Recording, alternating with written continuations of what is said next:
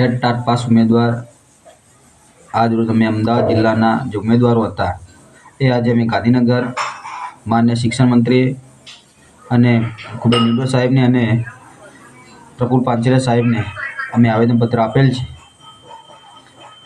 ત્યાર પછી અમે વિદ્યા સમીક્ષા કેન્દ્રની અંદર નિયામક સાહેબને પણ અમે આવેદનપત્ર આપેલ છે।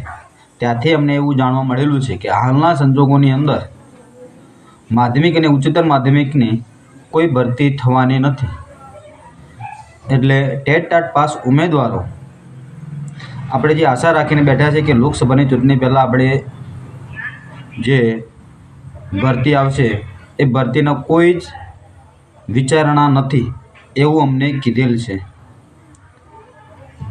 તો અમને એક પોઝિટિવ પણ જવાબ મળેલ છે કે જે જ્ઞાન સહાયકની અંદર જે ઉમેદવારો લાગેલા છે જ્ઞાન સહાયકની અંદર પૂરતી ભરતી થયેલ નથી। સરકાર પણ એ વિચારી રહી છે અને જે જ્ઞાન સહાયકમાં નથી લાગે એમને પણ ફાયદારૂપ થશે એવું અમને જાણવા મળેલ છે। તો આગળની ભરતી આપણે કેવી રીતે લાવવી એ સૌ ઉમેદવારો ભેગા મળીને આપણે એક લડત કરીએ તો આપણી ભરતી જે કાયમી ભરતી એ જલ્દી આવી શકે।